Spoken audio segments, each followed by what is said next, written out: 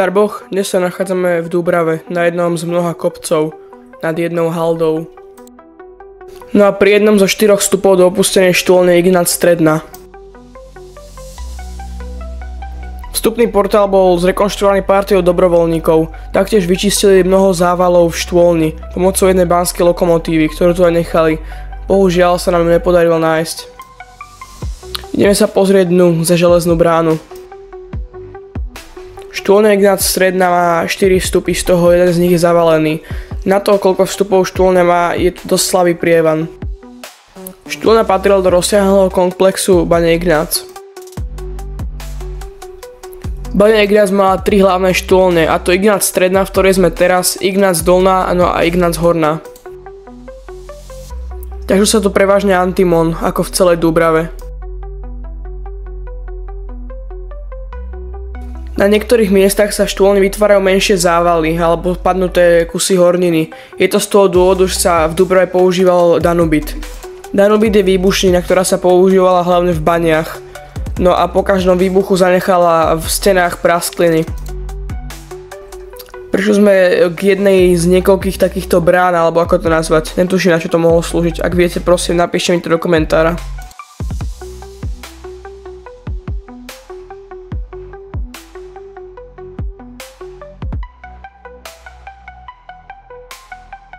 Na internete som okrem toho, že nejaká štôlna Ignác Stredná existuje, nenašiel absolútne nič, žiadne informácie a nič podobné. Dokonca aj tento vstupný portál nie je zapísaný na žiadnej mape. Štôlna sa nachádza v dosť odľahlom kopci. Až teraz mi napadlo, ako sa sem vlastne baníci dostávali. Asi tu bola v minulosti nejaká cesta, keďže najbližšia lanovka, ktorá sa tu nachádzala, bola na Predpekelnej alebo na Dechtárke. Z úseku Dechtárka by to mali celkom ďaleko, no a z Predpekelnej by sa stále museli trepať cez kopec. Možno sme chodili cez už zavalený vstup na Dechtárke, neviem.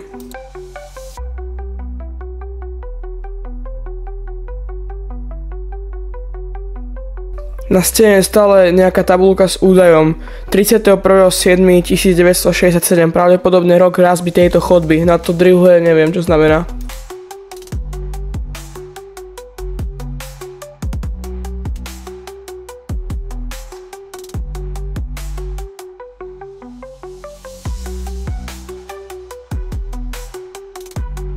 Okrem trubíc ventilácie si tu zachoval jeden polorozpadnutý vozík.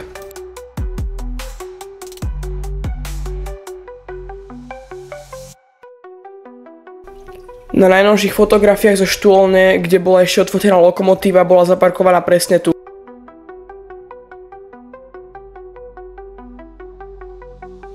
Zaujímalo by ma, či sa dá stále s výhybkou hýbať, či ešte stále nezahrdza veľa a nedá sa s ňou ani pohnúť, ale neskúšal som to.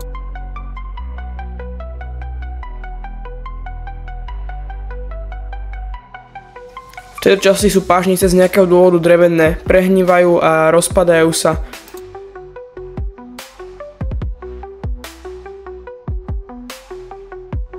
Prišiel som na prvé rásestie, dá sa tu pokračovať 2 smermi, hlavnou chodbou alebo ešte do odbočky.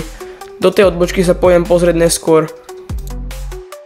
Tabuľka označujúca žilu Štefánik. O pár desiatok metrov ďalej je ešte ďalšia chodba, bočná chodba, ktorá je tiež označená šípkou žila Štefánik. Čiže hlavná chodba pravdepodobne preťala žilu. Chvíľu išla rovno, no a potom naspäť zabočila do ďalšej strany, takže kopali za ňou.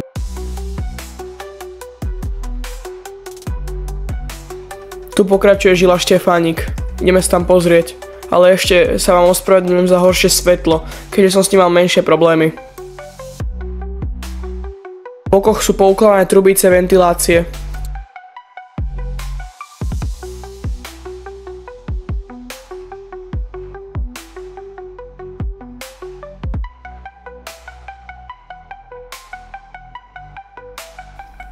V tejto bočnej chodbe sú kolenice už dávno preč, ostali len podvaly.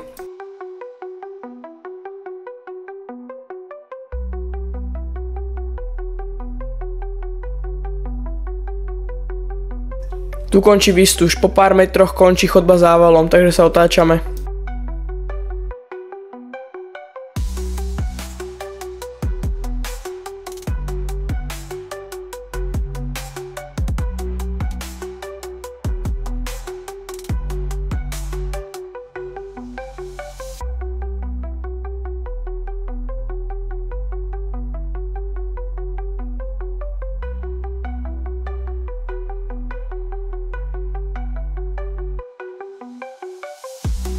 Vrátili sme sa na hlavnú chodbu, teraz budeme pokračovať len rovno.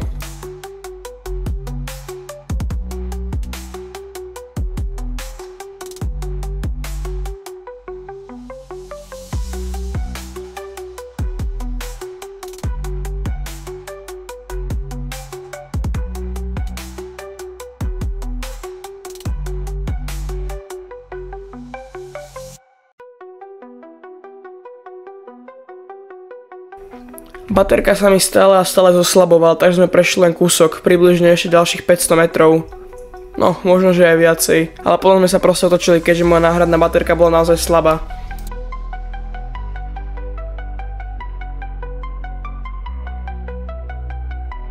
Banská pleseň úplne zožrala drevo.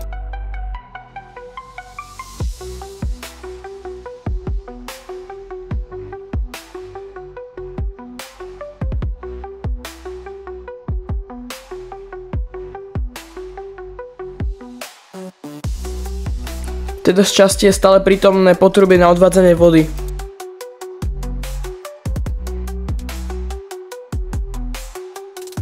V baňach boli 3 hlavné potrubia. Veľké na prívod vzduchu, stredné na odvod vody, no a najmenšie na stlačený vzduch, aby mohli poháňať automatické vrtačky a podobné stroje.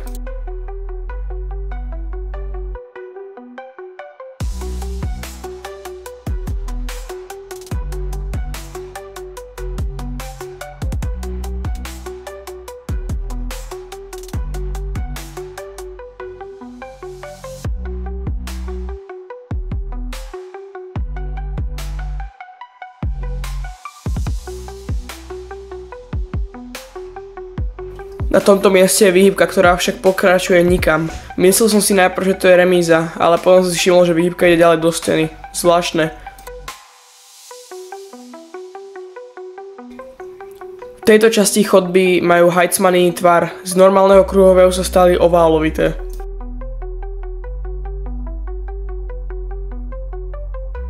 Popravde, zatiaľ som sa stretol len s kruhovými a hranatými, ale nie ešte s oválovitými.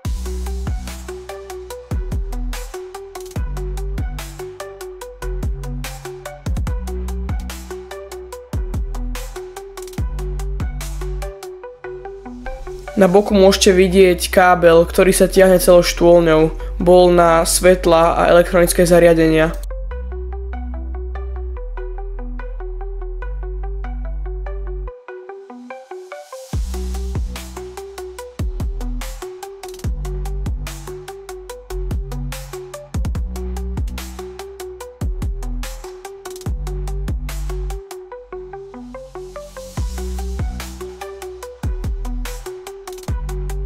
Na tomto mieste už drevená pážnica prehnila.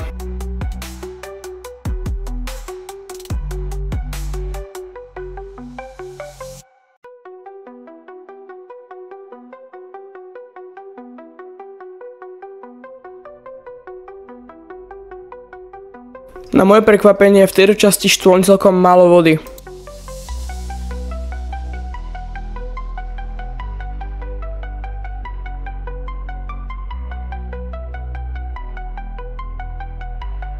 No ale hladina vody sa začína pomaly zvyšovať.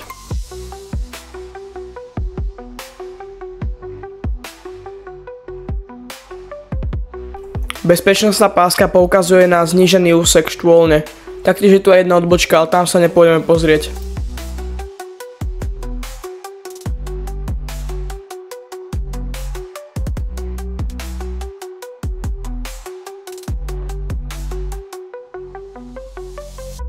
Táto časť štôlne sa už začína viac rozpadať.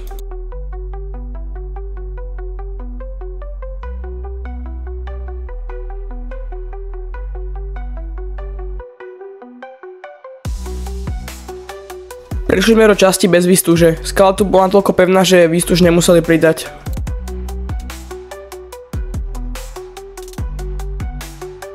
Na konci chodby sa pomaly črta ďalší zabudnutý vozík.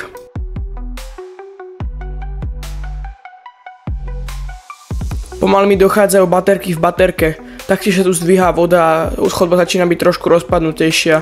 Radšej sa otáčame.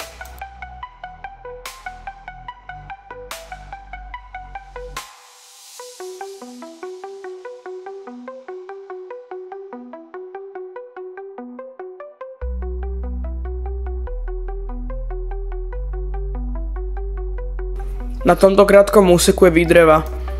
Potom pokračujú normálne hajcmany, avšak stále sú za nimi drevené pažnice.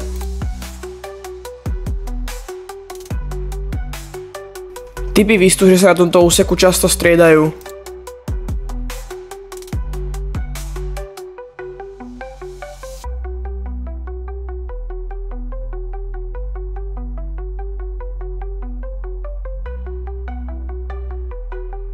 Žila bohmer a vodojem. Na videu z tejto štôlne sa dále nenachádza nič, len zával.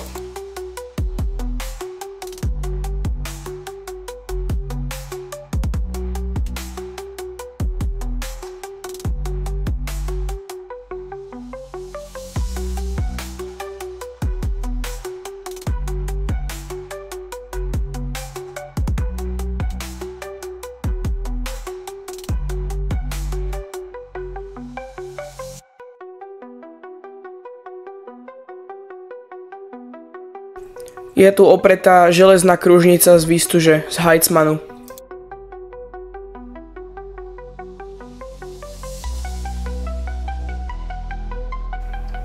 Hadice ventilácie väčšinou bývajú zavesené, avšak tuto bolo položené, alebo možno to len spadlo, kto vie. No ale keby to spadlo, boli by tu nejaké náznaky drôtov, na ktorých to bolo prichytené.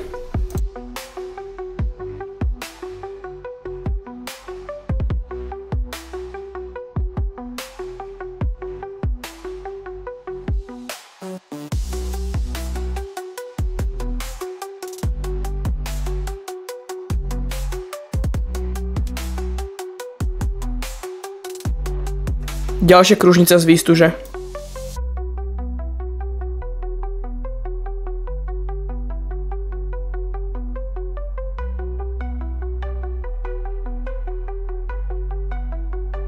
Na stene je pripevnený rozvádzač.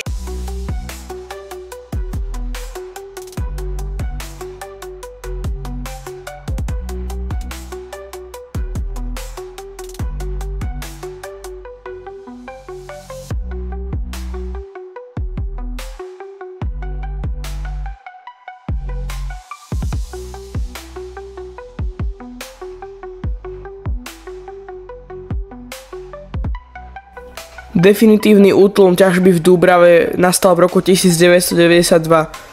Neviem, kedy zavreli túto štôlňu, ale možno to bolo tiež okolo tohto roku.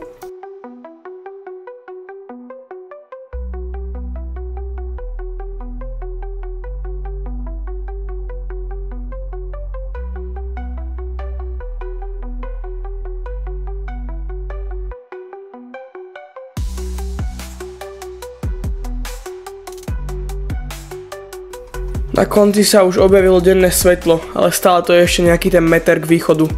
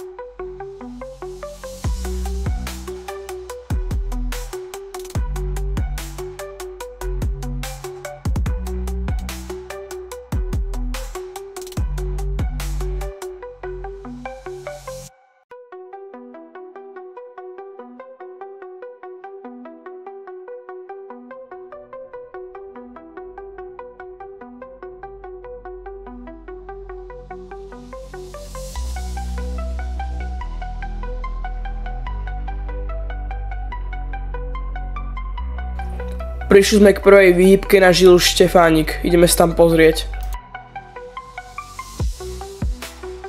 Stav je naozaj hrozný. Zo stropu vytrčajú korene.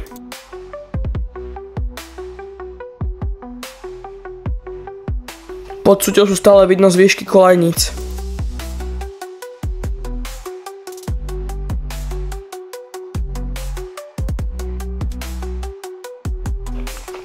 Ďalej už nepokračujem, ale tak na konci sa nachádza len zával.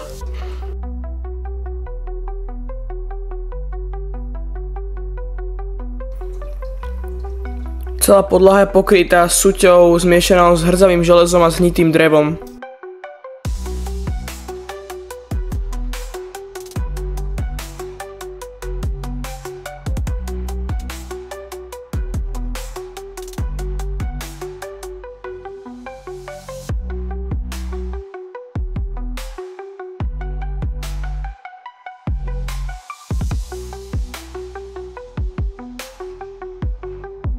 Sme na remíze, tu sa striedali vagóny.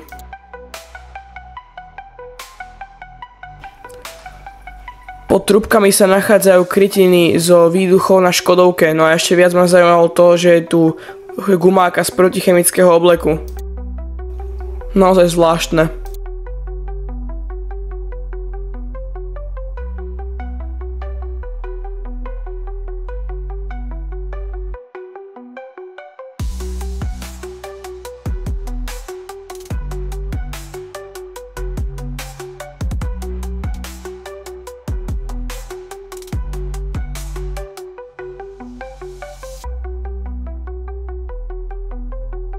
Na tejto štôle ma prekvapilo najmä to, koľko je tu úsekov s drevenými pážnicami. Železné dvere niekto vysadil z pántou.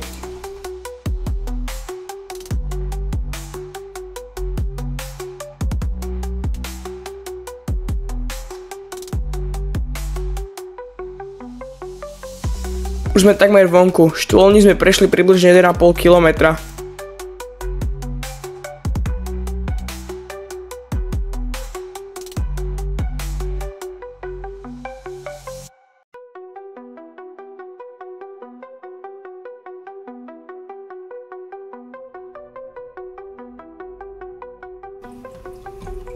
Železným dverám ešte nezahrdzávali pánty, ale sú zablokované kameňmi.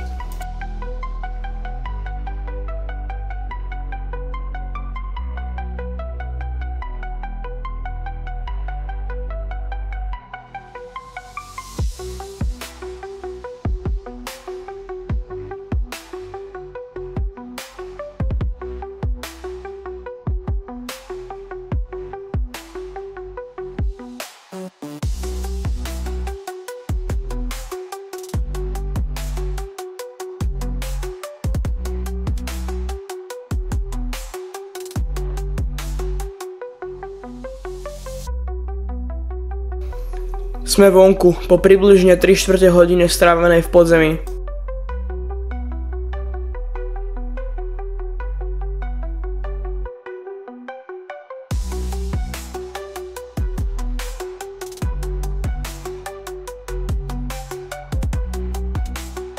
Niekto povyťahoval železné potrubie zo štôlne von a pohádzal ich dolu haldou.